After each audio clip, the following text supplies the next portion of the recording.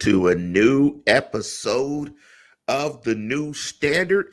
And you're checking out the program after the Steelers scintillating 20 to 16. It was 2016, correct? 2016. 20 to 16 victory against your Tennessee Titans. And as always, I have my partner in crime to my left. What's up, Big Your Tennessee Titans? Who's Neal? Tennessee Titans? There's some The, Tennessee Titans here. the country's Tennessee Titans. They're Everyone else is America's Tennessee team. Titans. Kirk America's team. Herbstreit's Tennessee Titans. My God, did he have praisegasm after praisegasm talking about Will Levis's body, his strength. That was getting a little weird. I don't know if anybody else noticed that, but Praise Gasm. I am doing well otherwise, Lance. As we saw, the Steelers played yet another on-brand, interesting game for them. Perhaps the sloppiest that they have played to this point. It was enough for a win, thanks in part, again, to them saving their one good offensive drive for the end.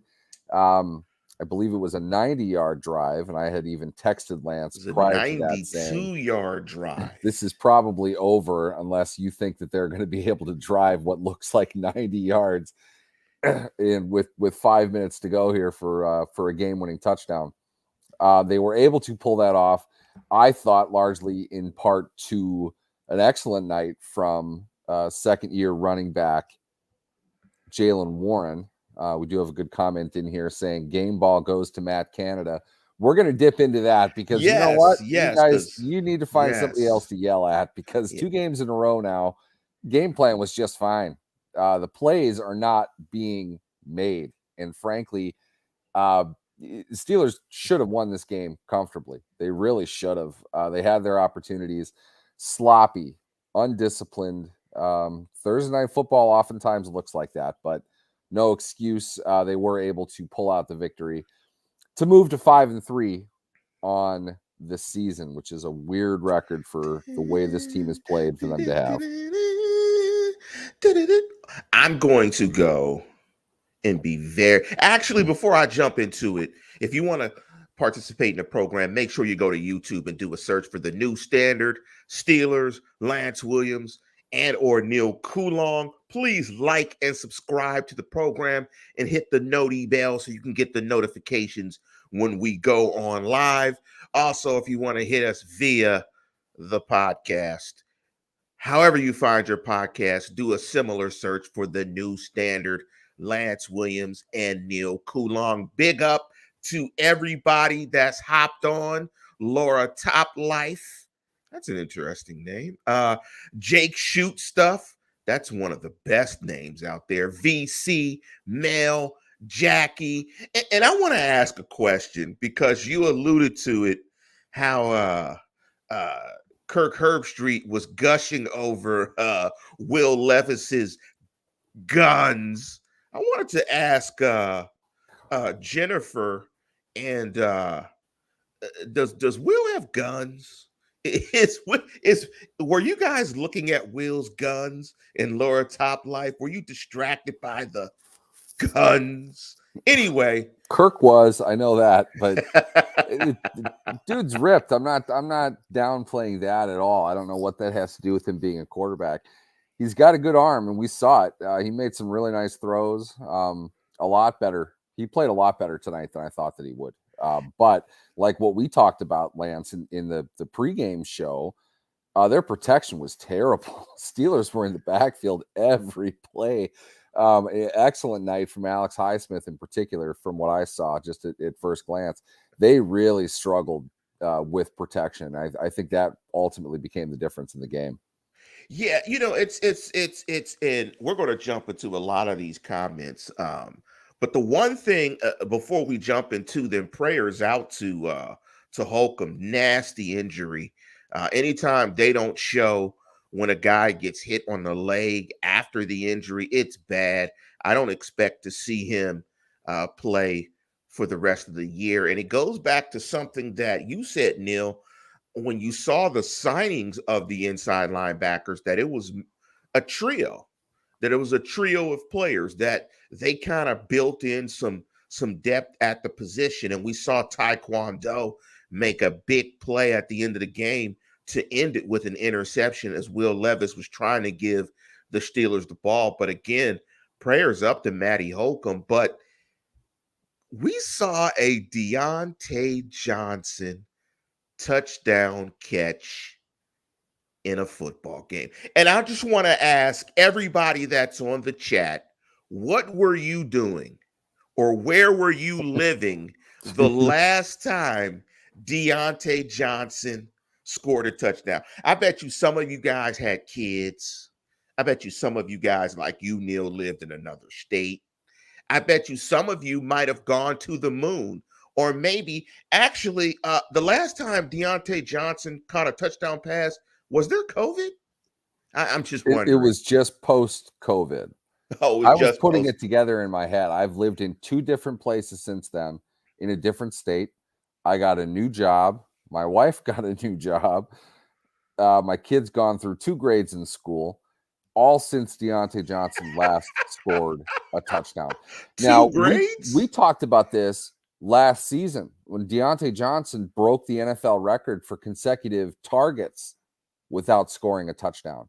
And that was literally like 15 games ago. And granted, he didn't play a few this season, but he set a mark that I don't think will ever be challenged again. I mean, it was that long.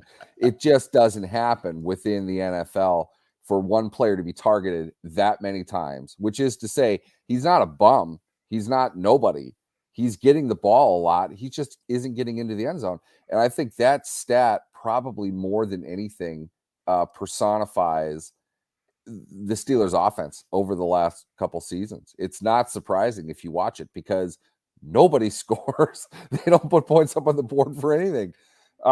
Just really quick, Porter did not travel with Hopkins. No, he You did saw not. Levi Wallace get targeted twice on Hopkins toward the end, along with that unfortunate play. We sent out some love for Cole Holcomb in his injury. We should probably say the same thing for Treylon Burks, who went down, appeared to hit his head on the ground on a deep play. What would have been a significant swing in the game if he was able to pull that in.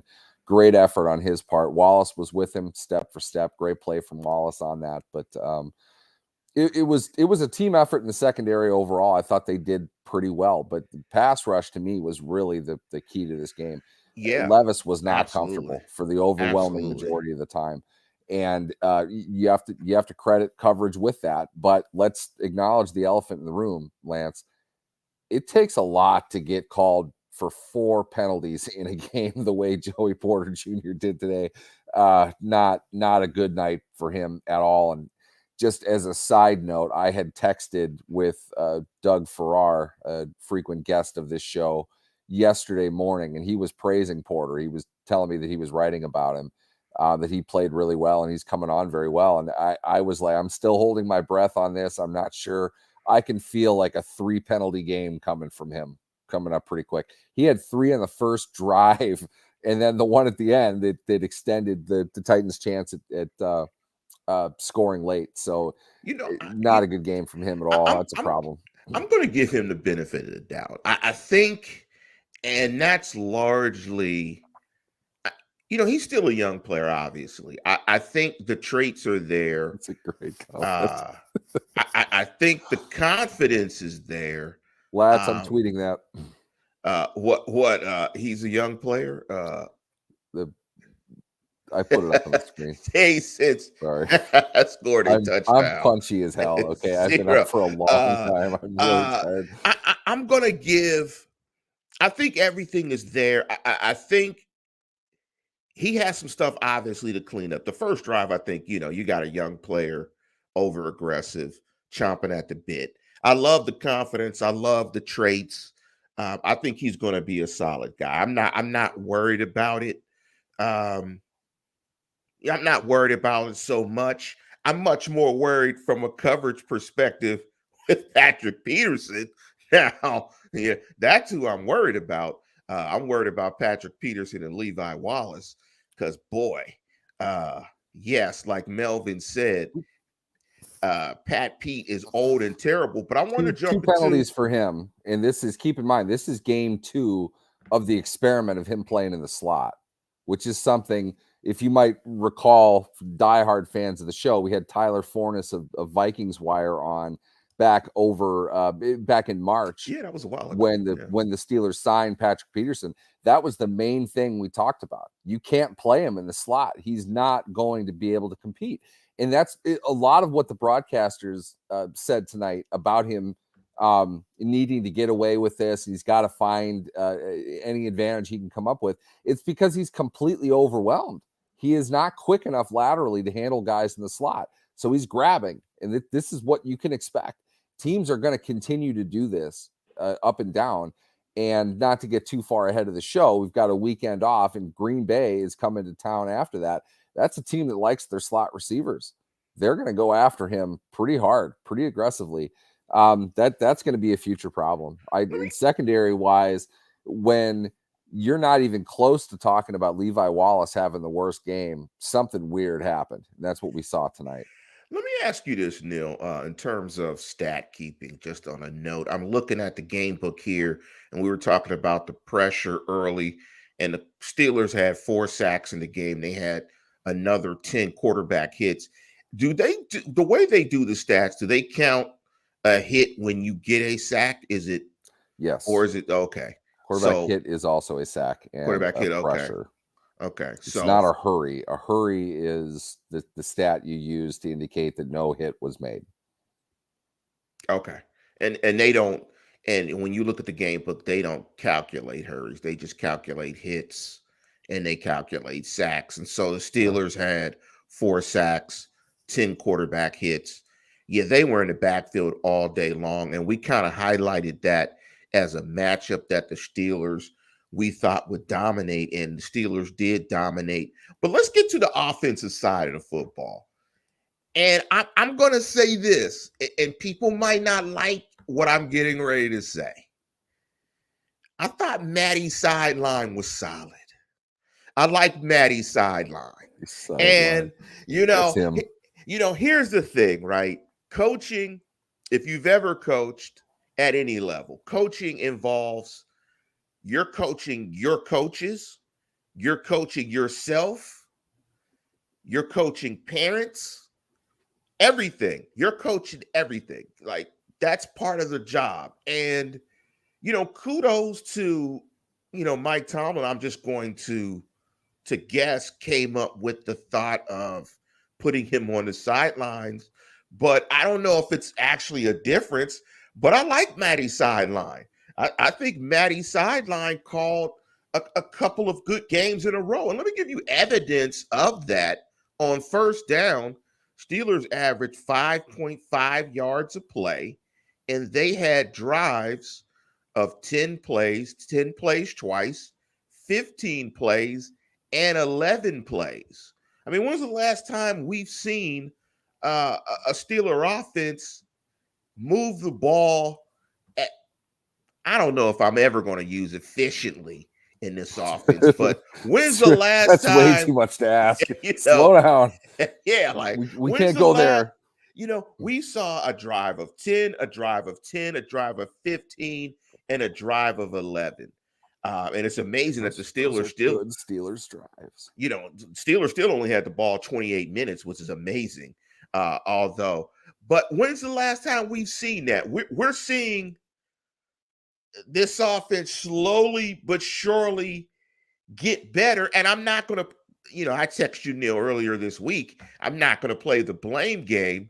I'm just going to look at it and, talk about the game. But I'm going to say as much of an issue with this offense as anything else. And we are going to talk about Broderick Jones. I want you to highlight Broderick Jones and talk about his performances. Kenny Pickett's accuracy is an issue. He's inconsistent. I'm not going to say he's scattershot. We can't even talk about his accuracy. We have to talk about his inaccuracy. It's terrible. I mean, there's something wrong. It's weird. Like I'm not going to say that it's the rib because we've seen this before. And Steelers Freak, I'm not going to play the blame game, but Steelers Freak says the blame arrow is leaning towards Pickett more than Canada. Canada was locked out of the coaching booth. I hate to tell you guys, I told you so, but it's absolutely not all on the coordinator. Quarterback hasn't played a good game yet this year. He hasn't. You don't usually win 5 of 8 with a quarterback who is outplayed by his opponent every game. He But needs that's two where they pair of are. gloves. Kenny Two Pair. I He's like Kitty he two pair. if he is hurt, he shouldn't have played. Can't use that as an excuse. That miss on Austin, which is the same throw he missed last week, the same spot to the same receiver. If he can't hit that at the NFL level, you've got a real problem.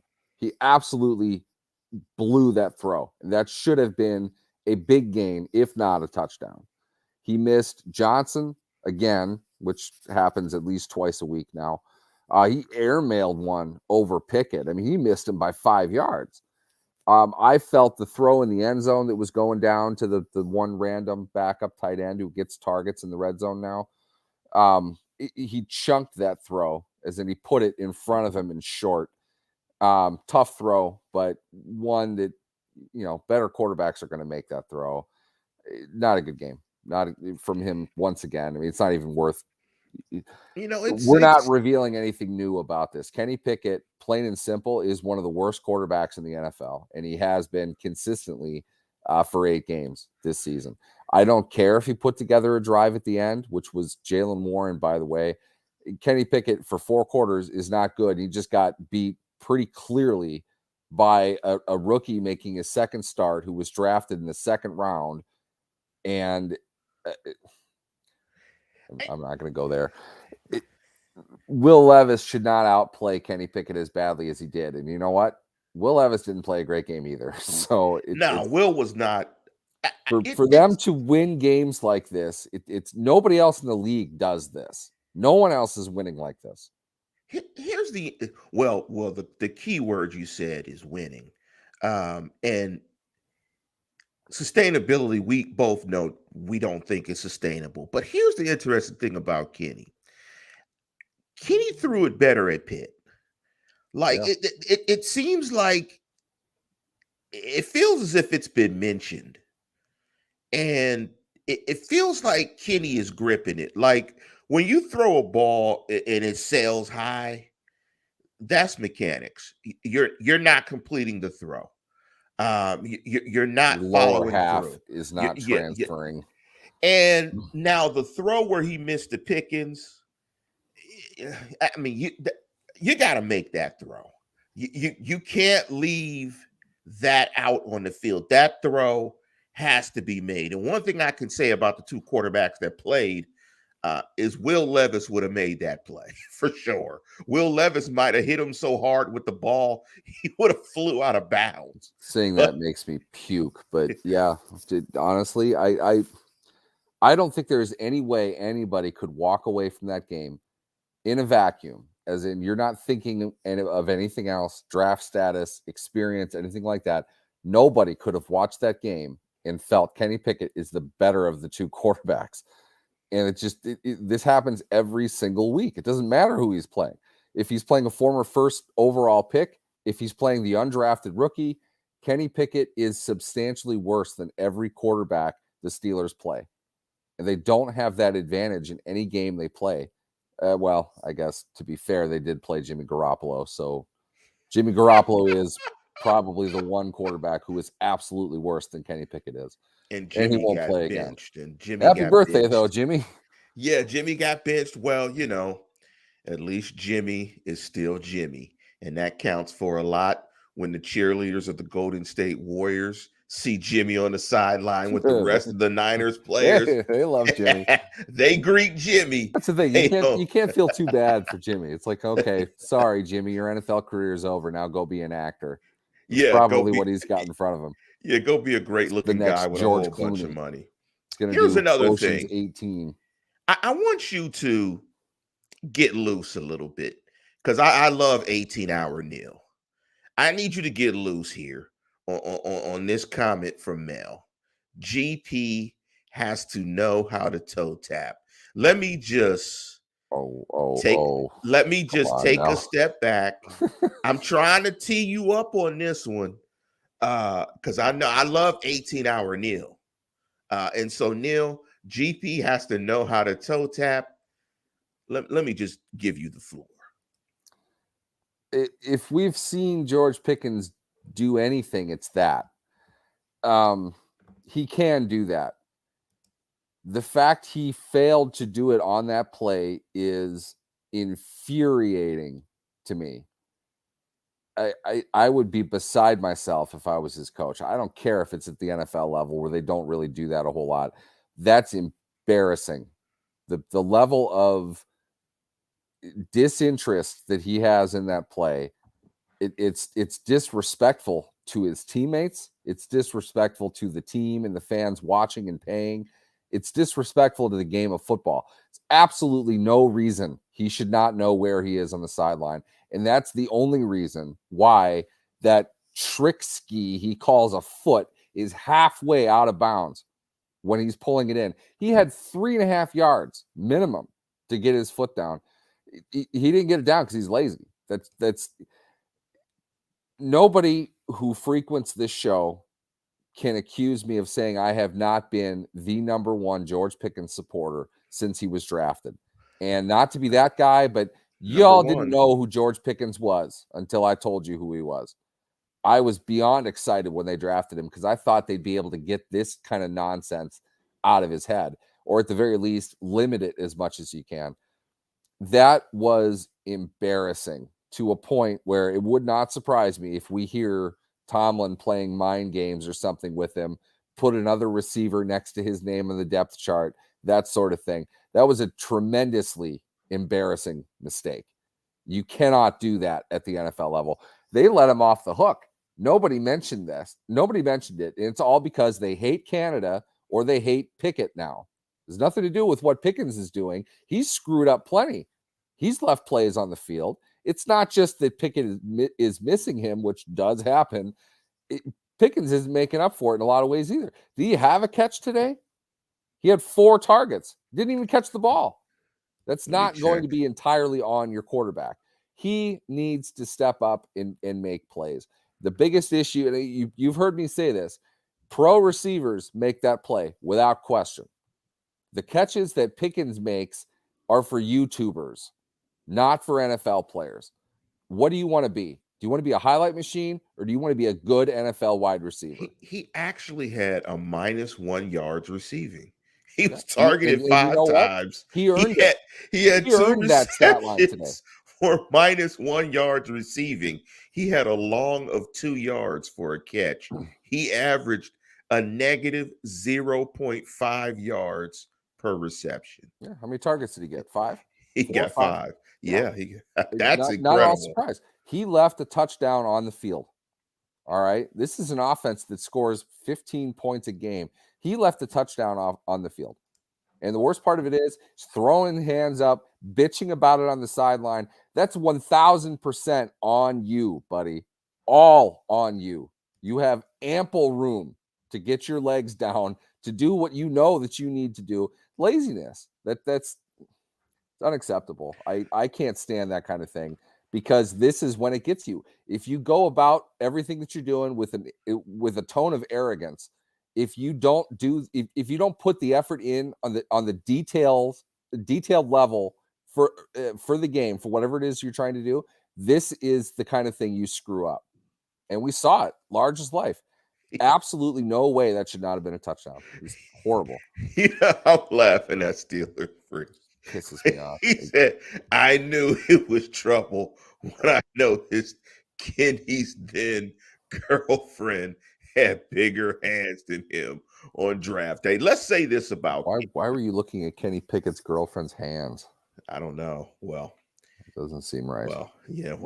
freaks in the last name, and they come out. There you go. They come out and they come only out the at prime night. time game. Yeah, what I will say is this, and I'm gonna give some love if someone tries to James Galway tries to hit me. Is Kenny Kent Graham bad at Lance? Yes, Ken Graham was bad. Um, Let me say this though about Kenny. Accuracy is an issue. We know that we're seeing it creep up every day. Consistency in his play is an issue. Kenny does play. Kenny does have moxie for how much that's worth. I love that moxie because you can use it in any context and it can mean absolutely nothing or it can mean everything. Kenny, he has a little bit of moxie plays in the fourth quarter. But I do want to compliment and give Kenny some credit uh, for coming back on a short week. The ribs are probably banged up. I mean, he's probably hurting. Then he shouldn't be playing. You know, If he can't throw a 30-yard seam, he's either too hurt or he shouldn't be in the NFL. Okay? It's honestly, it's as simple as that. That's not a difficult throw for a quarterback to make at this level. He missed it badly. He misses slants badly. He's cost him probably 4 or 5 touchdowns on throws he can't make into the end zone. I don't. Is it the gloves? I don't know what the deal is, but he's not good. He is legitimately, at best, one of the 5 worst quarterbacks in the NFL. What'd you call him? Kenny Two-Pair? Kenny Two-Pair, yeah. That's great. And KP8, what's up, KP8? He is just inconsistent, plain and simple. He's perfectly consistent. Yeah, he's perfectly terrible every game. consistently inconsistent. He doesn't play well.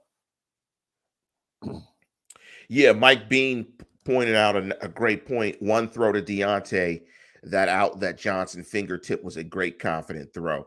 It's a mixed bag. It's a mixed bag with him. Like he shows the flashes. It just feels like he might be in his head. Because he's very inconsistent. Big up to World Traveler 70. And also, please like and subscribe to the program. Again, you're checking out We Gotta Make a Habitual Thing, make winning a habitual thing. And this is a nice bounce back win. Steelers set themselves up well. They get a mini bye. You got a stretch where you're going up against Green Bay. You should be able to beat the Packers. I mean, the table is set for them to win 10 games, as weird as it is. They're going to be, oddly enough, favored in a few of these games coming up. And if things go on par, you kind of think that they're going to be at worst in the running for a 7 seed. 10 wins probably is a playoff team. Maybe you lose out on a tiebreaker here and there, but 10 wins wouldn't be a horrible season for them. Certainly the way that they started. It's just it's impossible for me to think they don't have a 3-game, 4-game losing streak in them. I mean, how do they get away with this every single week?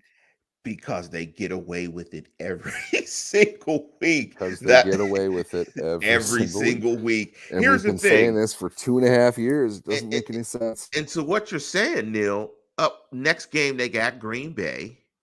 Then you get into a stretch against the Browns. And the Browns, I mean, Kenny Pickett is better than Deshaun Watson. I mean, I'm confident in saying that. Deshaun Watson is not a very good player, and the backup is terrible as well. And you're talking about a defense that gave up almost 40 points to Gardner Minshew. So that's another game. You don't know how that game is going to go. Gardner's our quarterback next year if we're lucky. That's the guy I wanted when Ben retired. Yes, that was a great call. Yeah, Gardner Minshew was a great call. And then on the 12th, or week 12, I should say, you play the Bengals. You might probably lose that game. But then after that, you got the Cardinals. So you got the Cardinals. I think you got the Patriots after that. You got the Cardinals. You got the Pats. You got the Packers. You got some These are the teams with quarterbacks who are just a shade better than Pickett is. You have to think there's a chance, They don't have to play better quarterbacks all the time. Maybe Jordan Love will completely implode again. You don't know what you're getting from Mac Jones week in and week out. So ironically, there's a shot here. So, ironically, Neal, even though the football doesn't look good, the table is set. I mean, the table is set to where you beat Cleveland, you beat Green Bay 2 weeks in a row, you're 7-3. You get to 7-3, like you said, you're staring at a 7 or a 6 seed. I mean, this is becoming, then you get Minka back. So the football looks inconsistent.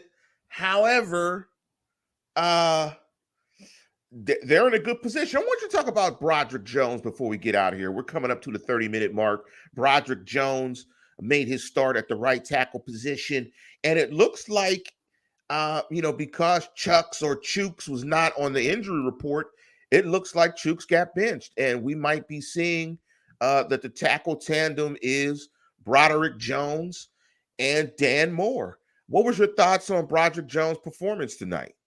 I have to first, just simply because I guess this is kind of on brand, but unfortunately for Broderick Jones, the big takeaway of the game is the fact that he got an unsportsmanlike conduct penalty on an extra point, ensuring, I tweeted this, ensuring that they don't even need a gunner like massive mistake to get the ball at midfield with the game on the line. I don't know what's going through your head. I don't care how old you are. What is happening on an extra point with 4 minutes or 2 minutes to go in a game that you have a 4-point lead that you need to let them know about so aggressively they're going to flag you for? What are you doing? That's just that's almost worse than Pickens. That kind of stuff will lose you games, and it almost did today. Can I use my excuse? What? He's a young player. I don't. I just wanted to go. Care. I wanted to go to don't that care. Again. I just wanted to that go to said, that. if for the pure football people out there, for people who are really into football, what I want you to do is go back and watch this game. When they have Broderick Jones reaching, when they have him moving, they pulled him from right tackle to left edge, by the way. You don't do that with just anybody. And he got there. Watch him get off the line. You wonder why they drafted him 13 overall? He is 5 yards down the field ahead of the receivers. He is an extraordinary athlete, and he set up key runs. I think this is your starting tackle rotation, not just for this year, but next year as well. I wouldn't be surprised if they keep Dan Moore at left tackle. Maybe this is something we can get into next show, Lance, if we really want to break it down. The differences between your left tackle and your right tackle are not what you think they are anymore. The blindside bullshit, throw that away, okay? It doesn't really exist. You know how we know that as Steelers fans? Who do we have rushing on right tackles? TJ. Who's that guy? Do you think they care about the blind side so much when you have TJ Watt rushing your right tackle? It's not an emphasis of one or the other. It's just, it's a matter of comfort. And it's a matter of what team wants to move what guy where. You need both of them either way. But Jones spearheading the run game behind him, they made some noise with that. And I think that's something we're going to continue to see because, frankly, we forgot. It's almost like if you don't know how to cook and you just fry the hell out of chicken all the time, you get used to that taste. But then you have really good chicken. It's like, wow, this is good. I'm not used to this at all. That's having a good right tackle. That's also how bad Chooks has been for the better part of the last 2 years. One of the worst investments the team has made. I love that analogy. He's gone for sure, Nick. There's absolutely no doubt he's cut. He might not make it through the year. You know what that is? I didn't mean to say fried chicken. I was thinking it because I got an air fryer a while ago. I have an air fryer too. Those things are the greatest. Jake Shoot stuff. If you're currently cooking chicken, air fryer, baby. And that's, and to your analogy, that's like when you finally eat some food that's not over seasoned, or you finally drink some Kool-Aid, like when there's not a half to taste like, sugar. Like this it's made the right way. But that's Broderick Jones at right tackle versus Chooks. And Chooks is an athletic guy. I don't want to take that away from him. Very Jones, athletic. I'm telling you, watch him get off the line. It's like, holy cow, this gigantic being is moving. Like, he's the fastest guy on the field. And he's jumping out to linebackers, and linebackers haven't even moved yet. We would be remiss if we didn't point out that this was absolutely the best that they performed in the running game. Yeah. They were 30 carries for 166. They had explosive plays. in the running game. Actually, Warren had a play of 22 yards. Najee had a run of 25 yards. Watch the Najee play. Watch what Jones does on the Najee play. Najee reads it and cuts back the other way. That was off to the right side at first, and Jones spearheaded that run. Yeah, Another one, it got like 4 or 5 yards. I think it wasn't like a big run, but they pulled Jones from right tackle to the left edge. They ran power with their right tackle to the left side. Okay. Everyone bags on Canada all the time for lack of creativity. Look at that. You know who you know, does that, Lance? Trent Williams. yes, Trent Williams is the best yes, tackle to ever play the game. He does that. To have Broderick Jones doing that kind of thing in his first start at right tackle, probably ever in his life, that's pretty impressive. yeah, and I was again, impressed with him today. yeah, and Jalen Warren probably, and I forgot who mentioned it early in the program. Jalen Warren probably gets the game ball today. He was awesome. 11 carries, 88 yards, averaged 8 yards a carry, made some big, tough runs, some big boy runs, 3 targets, 3 receptions for 25 yards, responsible for 103 total yards of offense. And, this is the best that the Steelers have looked offensively. I think they've left some points on the board or took some points off the board, I should say. They were 6 of 12 on third down, 50%, 2 of 4 in the red zone, should have been 3 of 4. Matty's sideline is getting into a rhythm. The Steelers are 5-3. There is still better ball that they can play, and they're a game behind the Baltimore Ravens, who have a tough game this weekend against the Seattle Seahawks. And speaking of Seattle, if you talk to Doug, have Doug look at Broderick Jones. I want to see I want to hear Doug's thoughts on Broderick Jones. I think he's going to like what he saw. Steelers get the victory. It's always great to go into a Sunday knowing that your team cannot lose, and they got the win. And hey, I wish we could give you guys all an air fryer because they are the best thing ever, especially tater tots in the air fryer. Tater tots Yes. in the air Oh hell fryer. yeah. Oh yeah, baby. If I don't have a bag of some form of tater tots in my freezer at all Yeah. times because of that. Yes. Yes. Oh, Yes. Muscle hamster. That's awesome. James Galway. That is the comment of the night. Muscle hamster. Yes, Mark, got to stop leaving some TDs out there, but the Steelers are 5 and hey, we 3. scored 2 of them tonight. All right. That's a win for Yes. us. 5 and 3. Tomorrow is Friday, and after Friday is the weekend. But with that, we are going to conclude the program. And as always, tune in, tell a friend, and subscribe. Kenny Two Gloves. Let's go, Steelers.